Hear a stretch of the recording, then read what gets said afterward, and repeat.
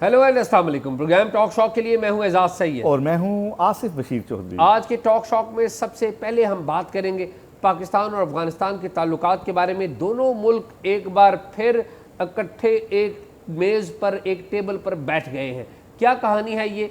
दूसरे नंबर पर हम बात करेंगे उन गुमनाम मुजाहिदों की जो हमें खुशियां देने के लिए और हमारी सर्विस में अपनी जानें तक देते हैं, लेकिन उसके बदले में हम उन्हें इज्जत तक नहीं देते। ये कौन लोग हैं, इनके बारे में आपको बताएंगे। और तीसरे नंबर पर हम बात करेंगे 25 करोड़ रुपए की उस झूठी FIR के बारे में जिसमें एक खातून पर इल्ज़ाम आयद किया गया। उस केस में नई अपडेट क्या हुई है, आइए बातचीत का आगाज़ करते हैं।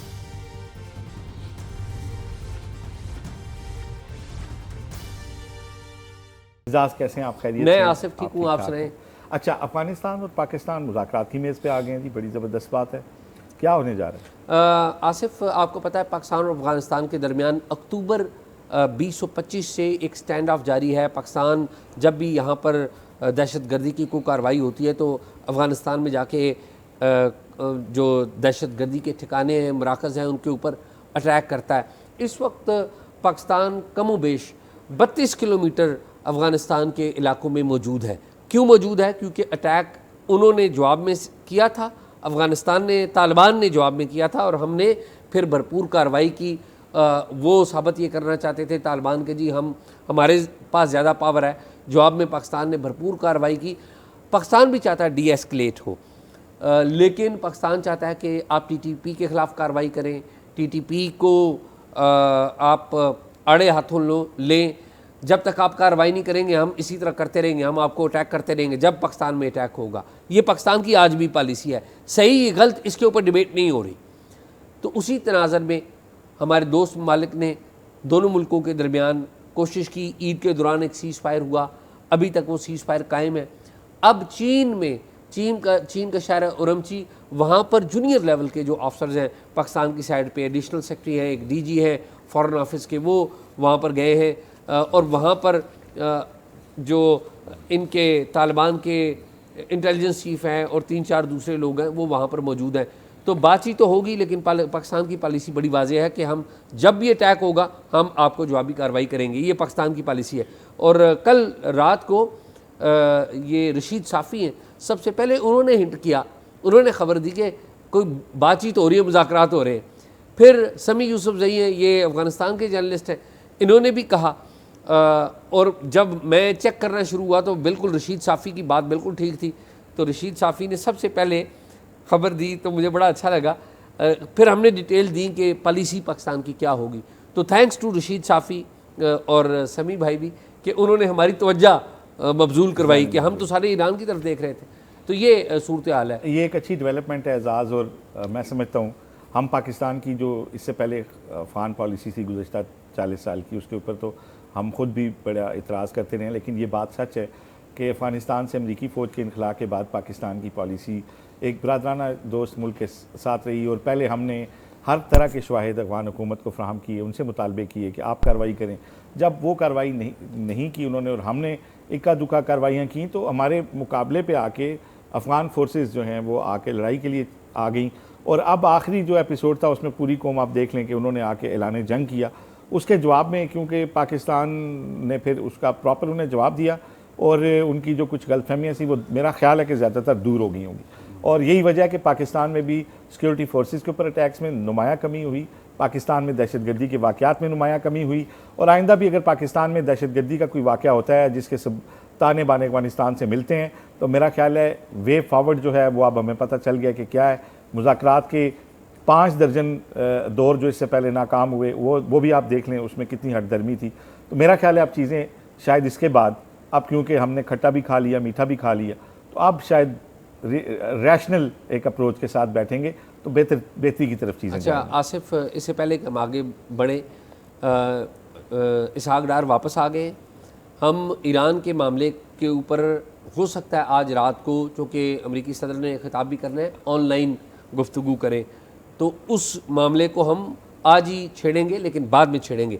आगे हम चलते हैं। आसिफ, आज एक गैर मामूली दिन है, हमारे उन लोगों का दिन है जो हमें सर्विस देते हैं। मैं चाहूँगा कि आप बात का आगाज़ करें और उस पे एंड पे थोड़ी सी मैं गुफ्तगू देखें एजाज़, आज मैं कहूँगा कि आज मुजाहिदों और गाज़ियों का दिन है। उन मुजाहिदों और गाज़ियों का दिन है जो हम पाकिस्तानियों को वो सर्विस देते हैं जो दूसरे लोग नहीं दे रहे।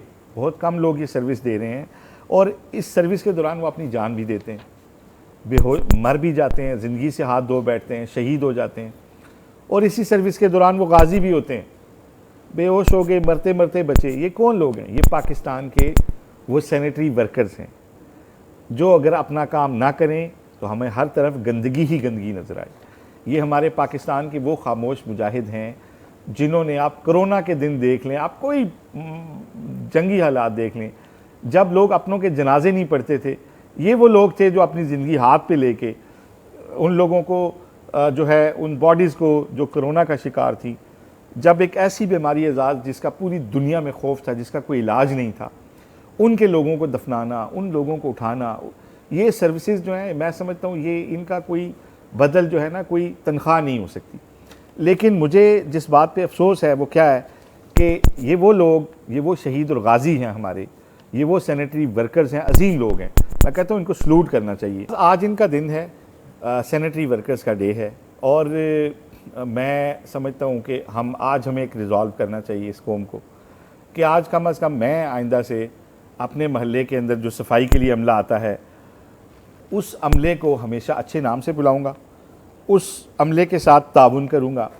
अगर वो धूप में काम कर रहा है तो मैं उसके लिए पानी का और साए का बंदोबस्त करूँगा।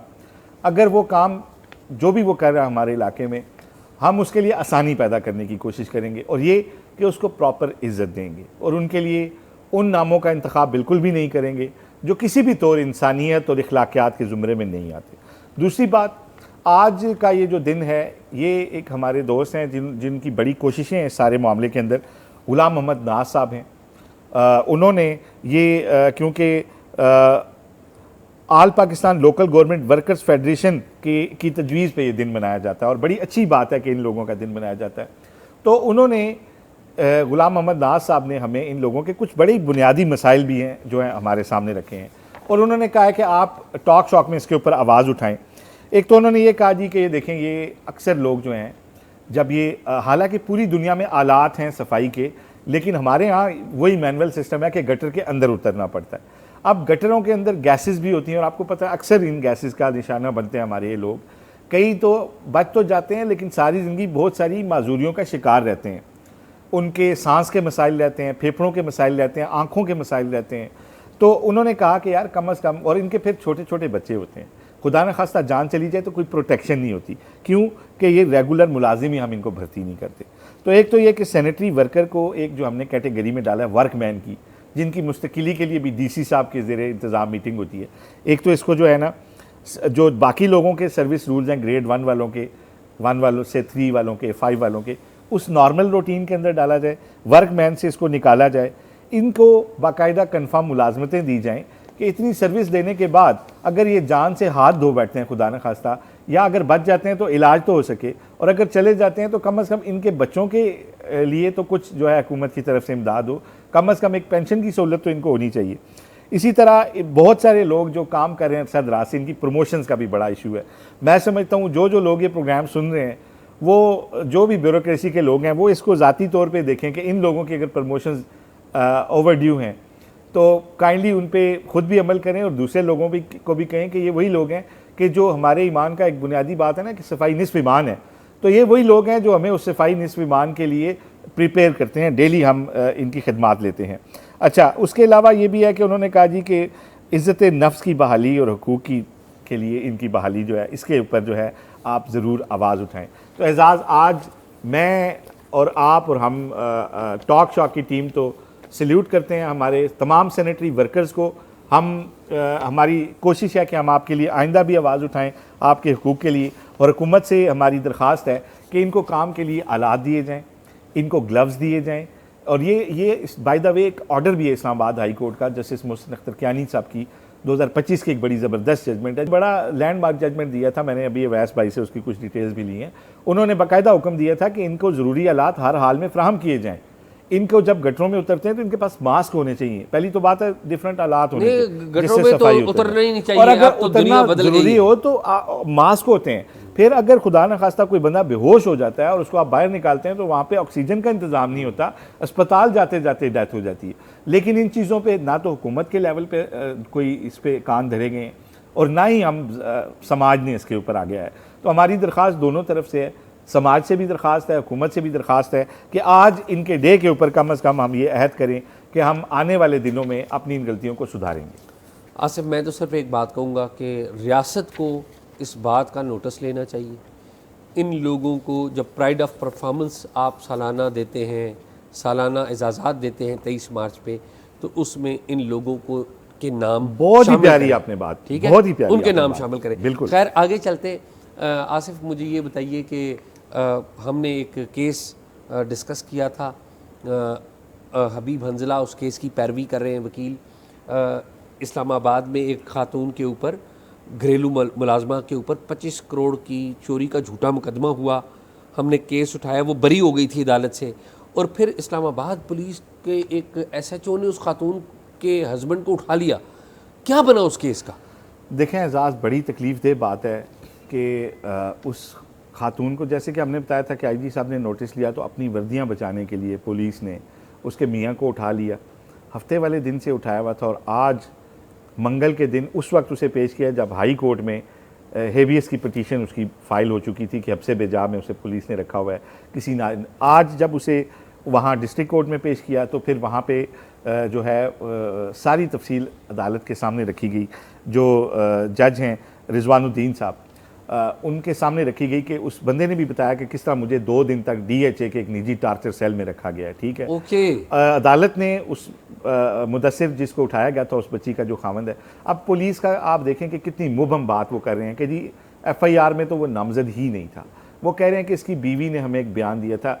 वो मुकदमा जो अदालत से खारिज हो गया, जिसमें आप कुछ साबित नहीं कर सके, जिसमें आपने कोई, उसमें आपने बंदे को उठाया, हब्से बेजा में रखा और ज़बरदस्ती कोशिश की कि किसी तरीके से वो ये मान जाए कि हमने चोरी किया ताकि हम अपने जो है सुरखरू हो जाएं कि हम गलत नहीं थे। लेकिन अफसोस क्या हुआ, देखें पीर को डॉक्टर साहब ने बुलाया हुआ था बच्ची को, अब वो इलाज भी नहीं हो सका। सारी फैमिली एक पैर पे खड़ी रही, रात दिन वो लोग सोए नहीं, बच्चे परेशान, उनकी माँ परेशान। वो डर था कि पता नहीं मार ही ना दिया गया हो। आज अदालत में जब पेश हुआ तो अदालत ने जो आर्डर दिया है, मैं सिर्फ उसकी 2-3 बातें आपके सामने रखूँगा। अदालत में पुलिस ने 14 दिन का फिजिकल रिमांड मांगा, फिर कहा जी 7 दिन का रिमांड दें। तो वहाँ पे अदालत को बताया गया जी कि ये तो पहले ही आप देखें, कल हम जब लेके गए हैं अपना बेलफ, तो वहाँ पे तो थाने में नहीं था। इसका मतलब है ऑलरेडी इनके पास है, हफ्ते से इन्होंने उठाया हुआ। हम अदालत में पहले बता भी चुके हैं। इतवार के दिन भी अदालत में ये बात हुई, पीर को भी हुई, उस वक्त ये मान नहीं रहे थे कि उठाया हुआ है। तो अदालत ने कानूनी तकाजे पूरे करने के लिए 1 दिन का रिमांड दिया और कल सुबह दोबारा जो है पेश करने की हिदायत दी है। उसके साथ अदालत ने ये हुक्म भी दिया है कि एक तो ये कि मुलज़िम किसी मुकदमे में नामजद नहीं है, ठीक है, और इसके बाद जो अब अगर इसको आपने कोई इन्वेस्टिगेट करना है तो एक तो ये कि इसका मेडिकल करवाएं। अगर इसके साथ जज साहब कौन है? कोई रिजवानुद्दीन साहब है, ठीक, उन्होंने कहा कि इसको मेडिकल करवाएं, अगर इसके साथ कोई टार्चर या कोई चीज़ साबित होती है तो फिर हम इसको देखेंगे। उसके अलावा उन्होंने SDPO जो हैं उनको भी कहा कि वो इस सारे मामले की तफ्तीश करें और अगर पुलिस ने ज्यादती की है तो उसकी रिपोर्ट भी इस अदालत में पुलिस ही इसकी तहकीकात करेगी, यानी कि पुलिस ने जुर्म किया, पुलिस ही इसकी तहकीकात करेगी। ये क्या बात है? ये बहुत अफसोसनाक बात है। पाकिस्तान में ना रजिस्टर्ड शिकायत फाटक वाले के पास होता है, यानी जिसकी आपने शिकायत करनी है ना, उस रजिस्टर का कस्टोडियन वही खुद ही होता है। मामला ये है कि ये इसको एक टेस्ट केस अदालतों को भी लेना चाहिए। अगर पुलिस ने इस नाते कि इन बच्चों का कोई आगे पीछे नहीं है, घरों में काम करने वाले मजदूर लोग हैं, अगर तो वाकई इनको अब से बेजा में रखा गया तो फिर तो ये जो एडिशनल SHO शहजाद रफ़ीक हैं इनको डिसमिस फ्रॉम सर्विस होना चाहिए कि ये ना जाने इस्लामाबाद में ये जुल्म कर रहे हैं, किसी दूसरी जगह जाएंगे और फिर इस्लामाबाद में भी ऐसे सर हमें नहीं चाहिए जो लोगों को निजी टार्चर सेलों में लेके जाएं। अगर वो लेके गए हैं, अगर ये बात साबित होती है, अगर नहीं भी होती तो इस नाअहली पे कि 2.25 साल 2.5 साल बाद मुकदमा खारिज हुआ, उस मुकदमे के अंदर आपने बंदे को कैसे उठा लिया? क्या इससे पहले आपने कोई बयान मजिस्ट्रेट के अंदर या आपके पास रिकॉर्ड पे है कोई चीज़ जिसकी बुनियाद पे आपने उठाया? कोई कानूनी जवाज़ नहीं है। हमारे शो के नीचे भी बहुत सारे हमारे जो लॉ नोइंग दोस्त हैं उन्होंने इसकी कानूनी प्रपोजिशन लिखी थी कि इसमें सरासर पुलिस की जो है बदनीयती है। मुझे पर्सनल मैसेज भी किया था सिंध से, हमारे एक दोस्त हैं DSP, उन्होंने वो मुझे तफसील भी भेजी थी। तो अगर इसमें पुलिस की बदनीयती साबित होती है तो यही वो मुकदमात हैं जिनमें अदालतों को सख्त रवैये अपनाने चाहिए ताकि आम शहरी के हकूक़ का दिफा हो सके। बिल्कुल ठीक। तो कल इस केस में मजीद फॉलो पेशरफ्त करेंगे, होगी, इसको हम फिर आपको मजीद यही आज आज तो यही था। नाज़रीन, प्रोग्राम आपने देखा, प्रोग्राम के बारे में आप अपनी राय ज़रूर दीजिएगा और अगर कोई मालूमात हो तो talkshock777@gmail.com पे शेयर कीजिए। अल्लाह हाफिज़।